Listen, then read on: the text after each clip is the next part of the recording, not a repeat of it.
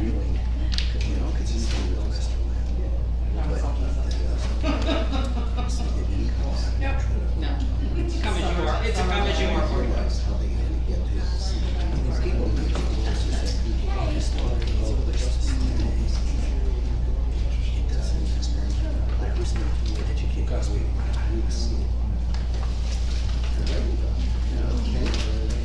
I would like to, what you call it, I'm sorry. I would like to call to order the July 22nd Bradley Beach Planning Board to order. Will everyone please rise for our pledge allegiance? I Pledge allegiance to the flag of the United States of America and to the republic for which it stands, one nation, under God, indivisible, with liberty and justice for all.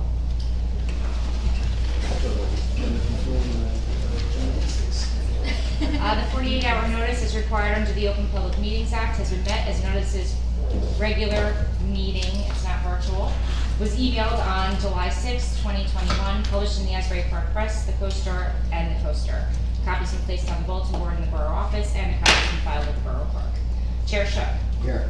Mayor Fox. Here. Mr. Mulcahy is absent. Councilman Gubitosi. Here. Mr. Rosenthal. Here. Mr. Jones is absent. Ms. DeMarco. Here. Mr. Maynard. Here. Ms. Iorardi. Here. And Ms. Boco. Here. And also present, it is Monica Kowalski with us this evening, not Mark Kittrick. Jerry Frieda will not be with us this evening. Christine Bell is with us this evening. Approval of the minutes. Did everyone have a chance to read the May 27th meeting minutes? Any corrections or notes to be? None? I'll make a motion to approve the minutes of May 27th, 2021. Second. Mayor Fox? Yes. Mr. Gubitosi? Yes. Mr. Maynard? Yes.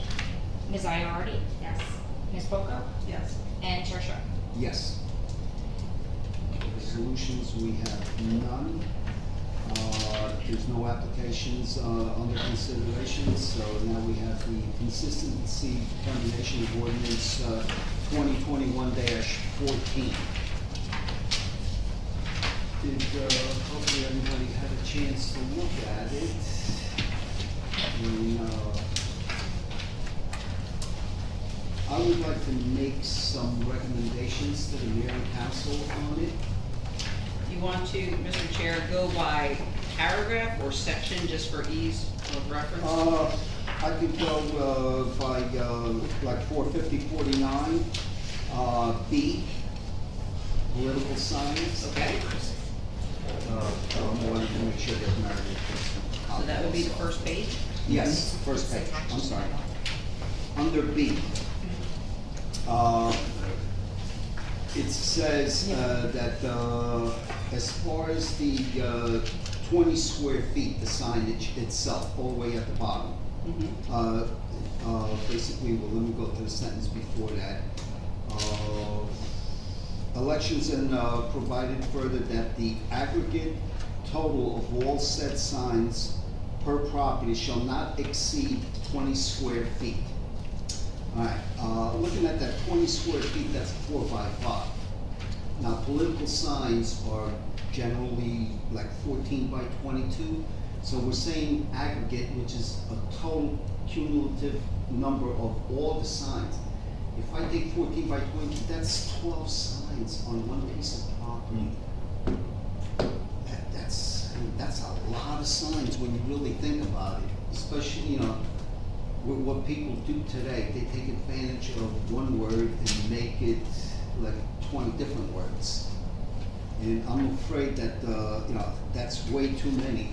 Perhaps we could make a recommendation to the mayor and council that we do a quantity instead of a size. Maybe 1 4 by 5 or 2 2 by 2s. Maybe 3 14 by 22 political signs, which is a standard lawn sign. I mean, 3 on a piece of property doesn't sound bad. Anyone have any other suggestions or ideas maybe to throw out there with that? I don't know. Chair, could you repeat how big the 20 square feet is 4 foot by 5 foot. Okay. And a political sign is basically 14 by 12. Now, the question, you know, there's another question in that. A political sign has two faces. So are we going with the actual face of the sign, or the size of the sign, or how will we? What do you mean two faces? Well, when they make a political sign, they have a front, they do one, let's say 28 by Front and back. 22, and then what they do is they fold it in half. Okay, so you count both sides, front Do, and back. do we count both sides, or do we just count per sign? It should be just per 22. sign. That's what I think it should be, per sign. You know, 3 signs on a piece of property isn't bad for a political sign. So the recommendation is, sorry, I didn't, okay. No, I'm not understanding how you get 12 signs out of that. Well, 14, it's aggregate. You know, it's an aggregate total. It's a total combine of all the separate units. So if I'm gonna be combining a 14 by 22 into 20 square feet, that comes out to like almost 12 signs. Yeah.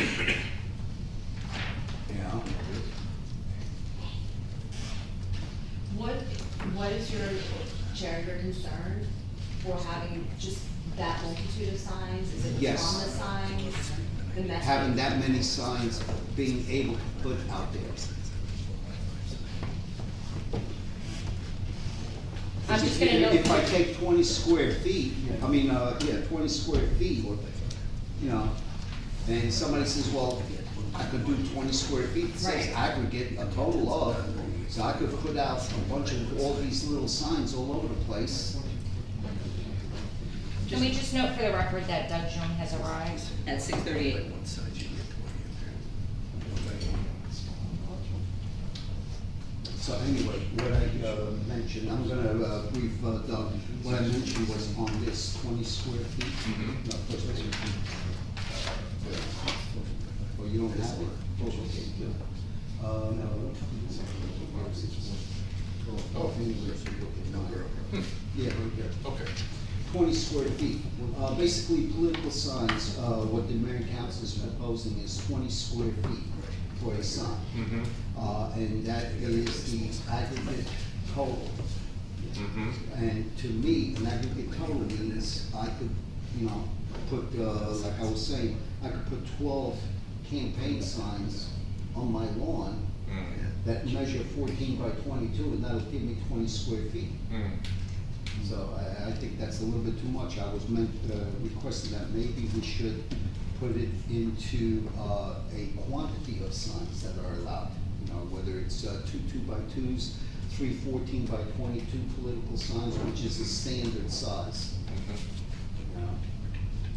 So, So would that be a substitute with 20 square feet, or yeah. either or situation? Well, no, it would either be the quantity of 3 or 4 political signs, or, you know, we leave it at 20 square feet.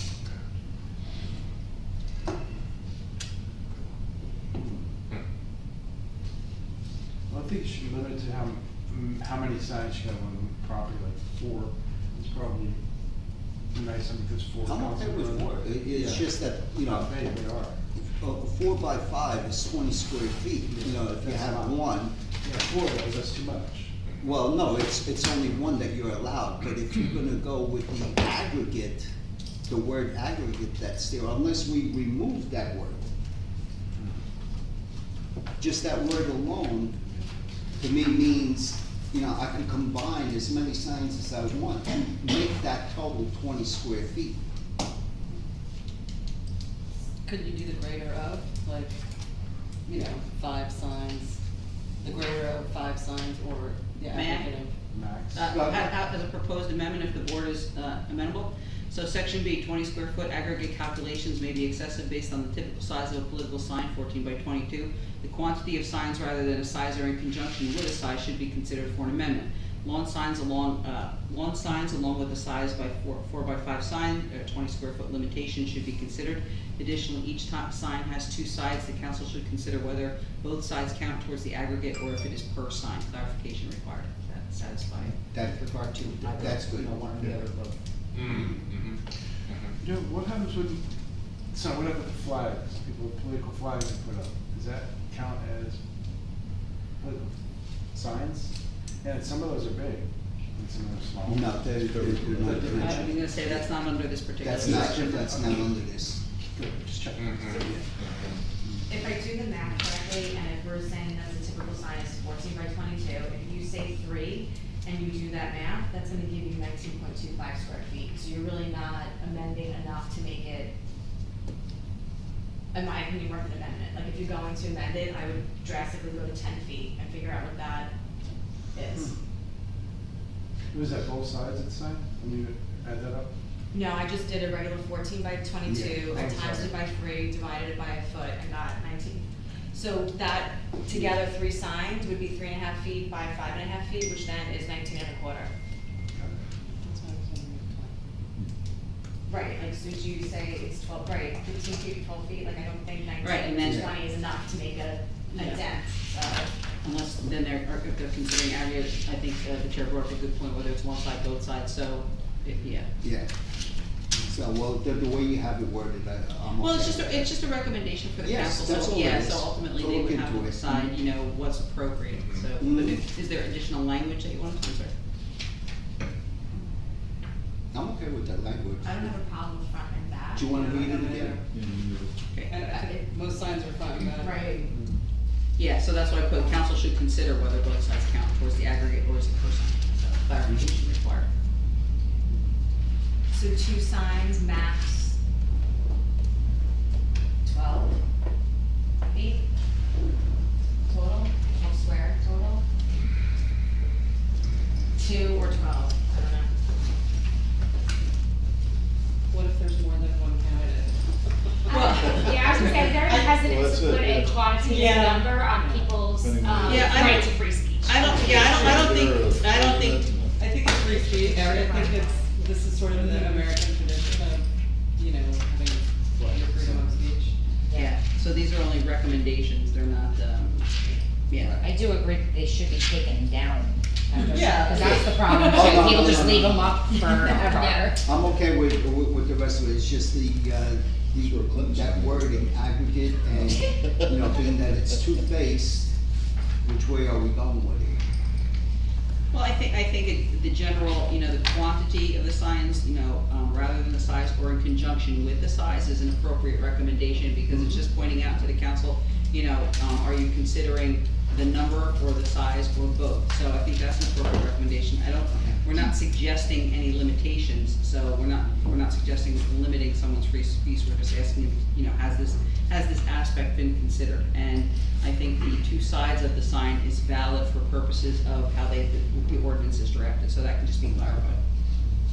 All right, Or a so- recommendation for clarification, they don't have to accept the recommendation. Alright, the other thing I had was under the letter E, grand opening and going out of business signs.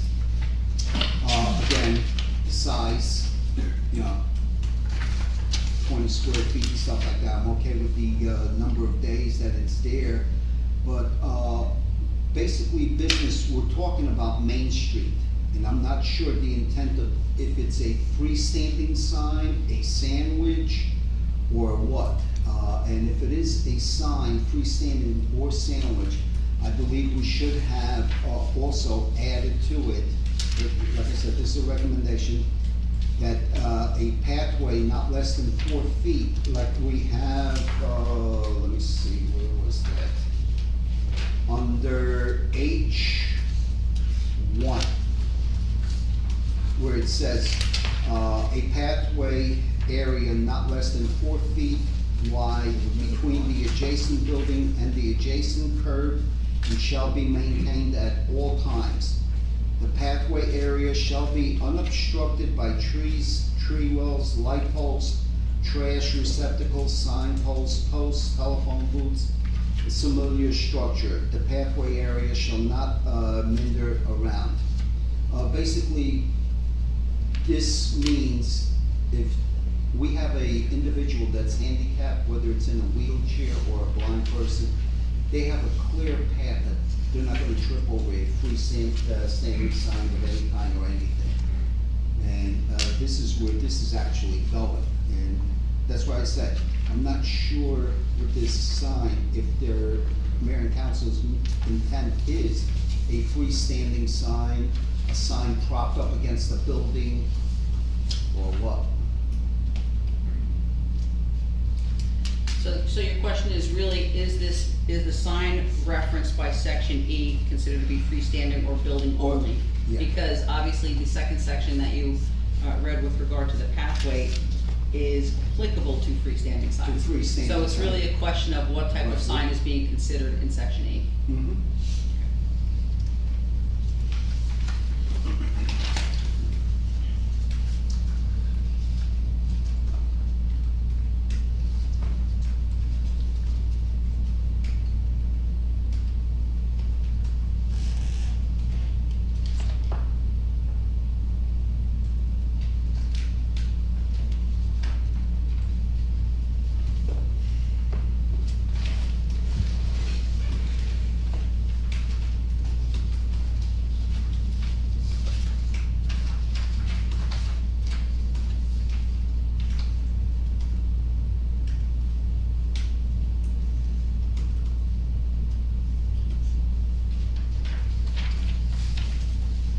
So what do we have? So the recommendation would be the type of, council is recommended to review the type of signs to be considered under this paragraph. Is it a wall sign or a window sign? Clarification may be required for applicability in order to maintain a pathway if a freestanding sign is considered to be appropriate in this paragraph. Perfect. I knew we had to hire you for a good reason. And I type fast too.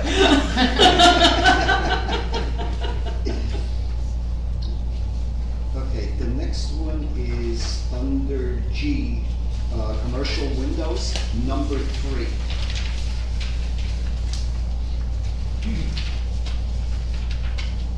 At the end, the last sentence, it says, temporary window signs or lettering shall not exceed a period of 30 consecutive days. And then the next sentence says, temporary lettering shall not exceed an aggregate of 180 days. Which way are we going with that? Well, one's consecutive days, the other's in a calendar Calendar year. year. Yeah, so I could take it down for a half a day and Yeah. put it Yeah. back up again? Yeah. And no more than 180 days. Somebody's gotta count. Is that How do you enforce mostly, it? is that mostly for like for sale, like seasonal sales? Yeah, when they paint it in the window, Right, right. you know. I don't know. I could see a sign being put up and just staying there for 180 days without ever, you know, because who's gonna monitor if that sign was actually removed? You want, would you just, recommendation to consider the enforceability of the 180-day Mhm. aggregate? Would that?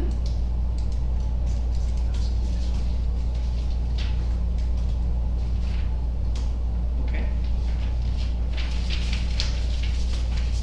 Okay. Chairman, sorry, Yeah. question on that. Now, would that, apply to like when we do the windows on Main Street, like where kids paint on the windows and stuff like that, or do they kind of get a pass? Yeah, they would probably, I don't know. Would they get a pass? Like, would they have to do 50% of the window, or can, you guys know what I'm talking about? Yes, When, like, yes, we yeah. got the kids doing it, for the businesses. If they're on As the a businesses, fundraiser that's type thing. considered temporary signage, yeah. Now, you know, the fact that you're doing a fundraiser is a beautiful thing, absolutely, but it, you know, technically it's considered signage unless it's excluded somewhere. I was a little thinking of that one. It is. So I don't think that, temporary window lettering or sign, that has changed at all. That's in the ordinance today as it is. Yeah. It's only the, underlined and stricken text that are changes, so. That's what the ordinance says today. I'm sure maybe they look the other way. But if we're giving a recommendation about enforceability on it, Yeah. that's where I'm just like, wanna make I don't know how that works, so that's just why I want to raise the point. How do you enforce something like that? Does a business have to apply to put window treatment, or not treatment, but window lettering? Like, how does that, say I saw a bulb on Monday, you saw a bulb on Tuesday, and that's the differential? Honor system? Well, so I guess the right would be to apply for the zoning permit to put your temporary signage in the window, but nobody ever does that, which then leads to the enforceability question, so, yeah. It's typically like, a zoning officer going, oh, I see a sign. I was hoping Michael McCabe would be here. I'm sure he would have loved that question. Yeah.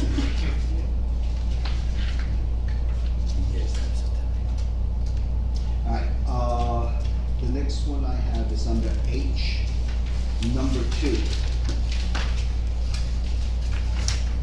One such sign per storefront along Main Street placed directly in front of the business advertised and within 10 feet. Now, that word, within 10 feet, that could be forwards, to the side or something like that. Maybe it should, to the front entrance, it also says. So maybe we could add the word adjacent to the front entrance.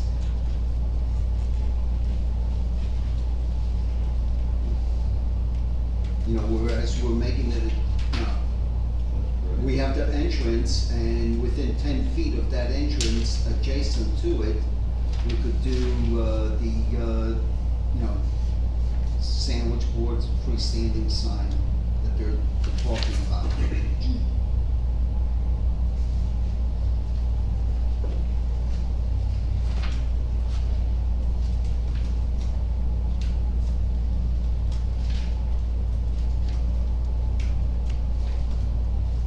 So adjacent to the front entrance within 10 feet as a potential substitution.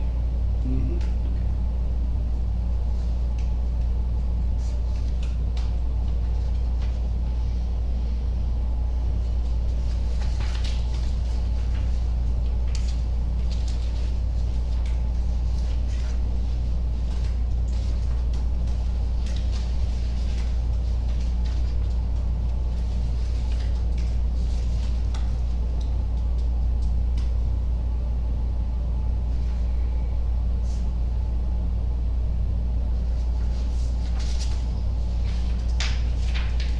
Now comes the one I have a hard time understanding. I'm sorry, what? Now this is the one I'm having a problem understanding. Number 3, alright? Such sign may be displayed on public property or thoroughfare if there is no reasonable location available directly in front of the business. Well, if they don't have space in front of their business, where are they putting this sign? I would assume they would mean a public right of way. Isn't the building usually right in the Yeah. property? Yeah.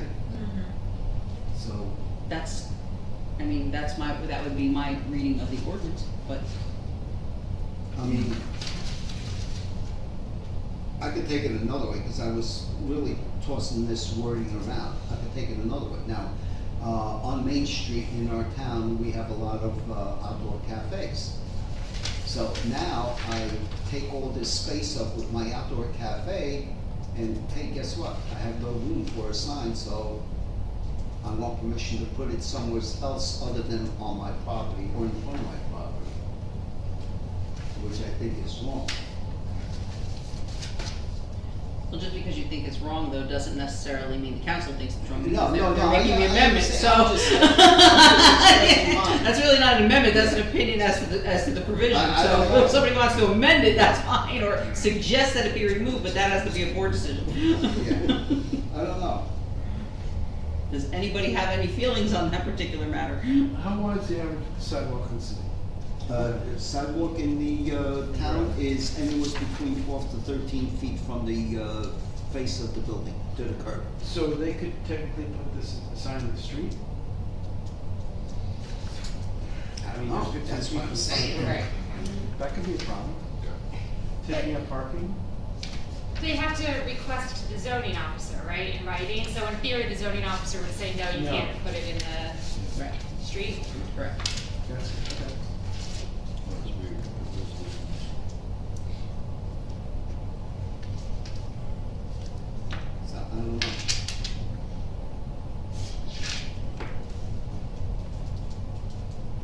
because there's only so much space, well, I'm sorry, there is more space if you go further north. Like, let's say where Custom Tire is, or Auto Tech, they do have more of a frontage. I think there's, at the south end of town, right across from, the, park. I think down there they have a few buildings that are set back, so they'll have a little bit more frontage. But in general. Would, you know, I guess the real question is you're concerned that because you don't understand the public property or thoroughfare? I mean, like, you could request a definition or specification of what that entails, and maybe the council would consider that. But if you're looking for a removal or a more specific amendment, you have to give me some information. My thing is the property or thoroughfare. So are you asking the council to define exactly what area of public Okay. property or thoroughfare Yeah, for let's have purposes them of the define- ordinance? Let's have them define that. Okay.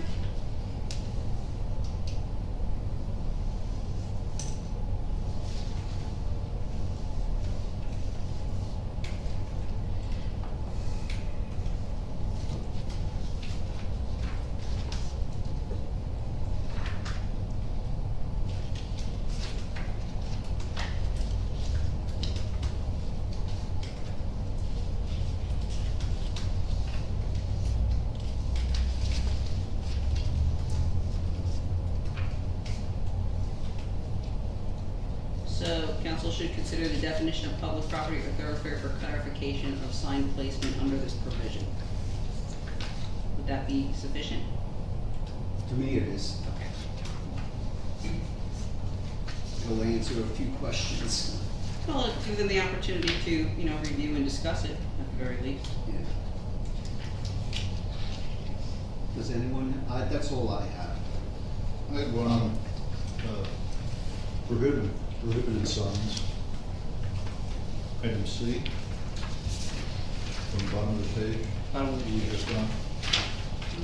Oh, okay, so section 2, paragraph C. It says roof signs extending above the wall to which they are attached will be prohibited. Is that a roof sign on the wall? And what is a roof sign doing on the wall? Then it's no longer a roof.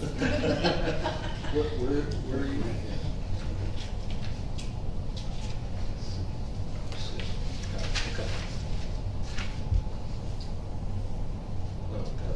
Attached to the wall, yeah. Or should it be that the wall sign should not extend past the roof line? Yeah, I feel like it should be reversed. It should be in Well, reverse. unless it's okay, so consideration, if it was like a hip roof and somebody had attached brackets to the roof and there's like an overhanging sign and it overhangs the wall, so that's a possibility, it just doesn't, I understand. It doesn't say in front, it says above. Correct, but that's what I'm saying, it would be attached to the roof on brackets, but the wall's here, the roof is here, and the sign, it's almost like, it's not common, Do we have any of those in town? I don't think so, I'm just, The only one we have is over the drugstore. yeah. That's too. So, no, it's not common, I'm just saying, I understand what it means, but it doesn't necessarily apply, so. Maybe we should switch it like you were saying, not past the roof, or the roof line. I don't think there's ever gonna be another sign put up. Although, you're at Bank of America. But then there again, they could alter the building, right, Christine? They could alter the building, whereas that may fall into play. I mean, anyone could alter any building. So maybe Bob does have a point.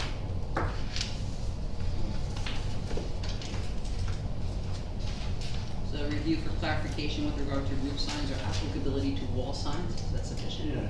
Okay.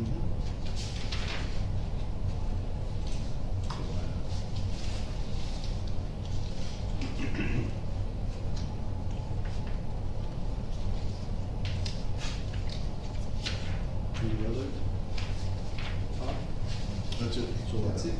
Anyone have any other? Yeah, I just wanted to clarify for the record, section 2, to letter H, that businesses that already have neon signs, such as the historic fixed neon signs, would be grandfathered in to this ordinance.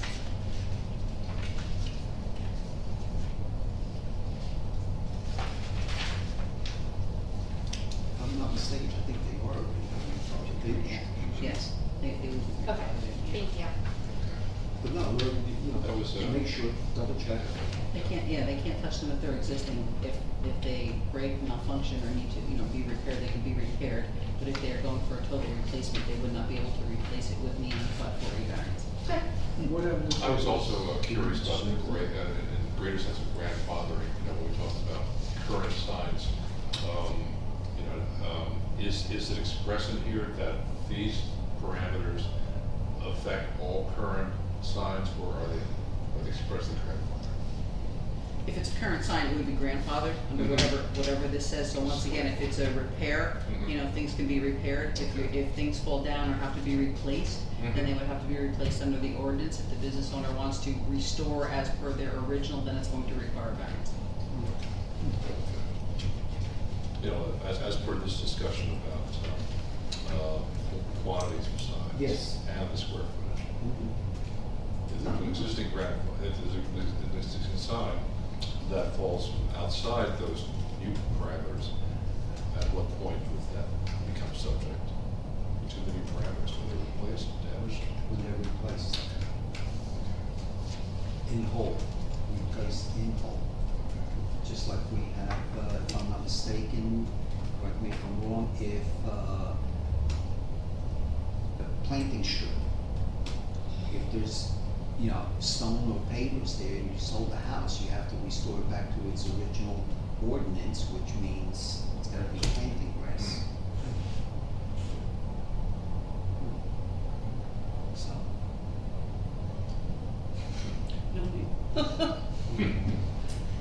Anyway, anyone, any others?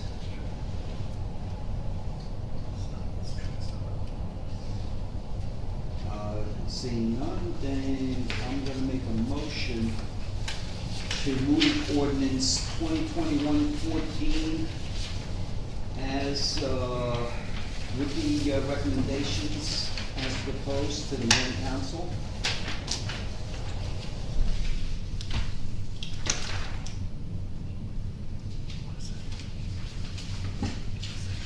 I'll second.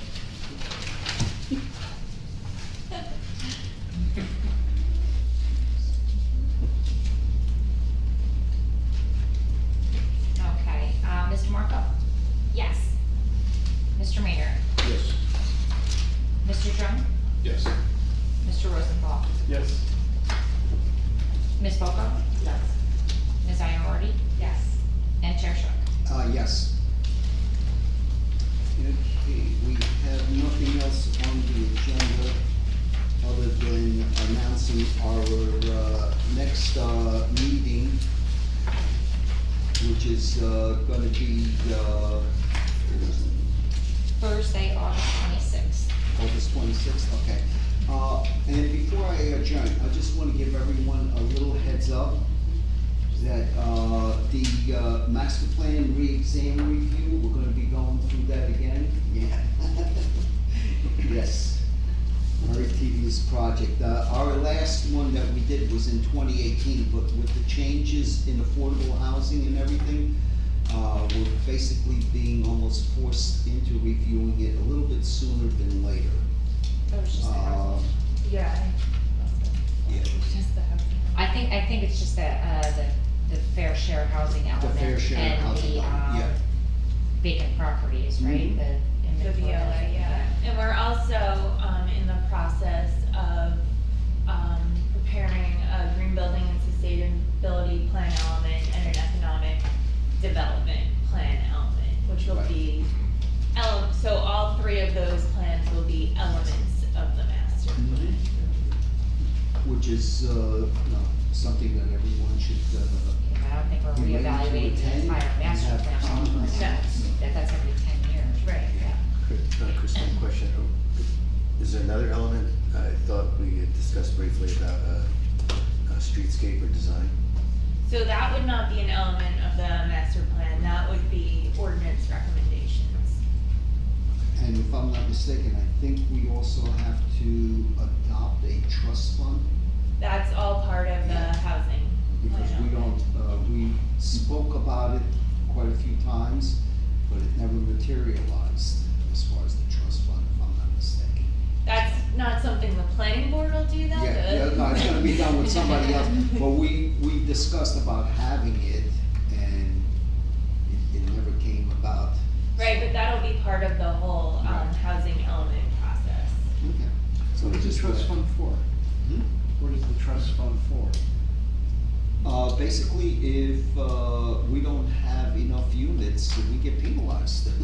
So, there's a variety of different, projects, I guess, the borough can do and probably will do to, meet their affordable housing obligations. Some can be like rehab, so money in the trust fund could go towards, helping either renters or owners rehab their units. It could go towards helping pay for a larger project, the affordable components of it. There's all different types. And the funds are gonna come from builders or building projects? Yes. Yeah, it'd be a different rate for residential and non-residential, but like a non-resident, for instance, a non-residential, I only know this because I've just read it. It's not, I'm not an encyclopedia of affordable housing, but, it'd be like a 2.5% charge on the assessed value of a non-residential and a residential, 1.5%. So that would move to the I trust know fund. I recently had to pay in my township because I was putting an addition on my home. I had to pay to cover. They're into the builder's costs on top Yeah. of the project amount, and it's assessed in the developer's agreement, it gets transferred to the trust fund, and then it's allocated to meet your affordable housing obligations. Got it. Okay, thank you. Share the wealth.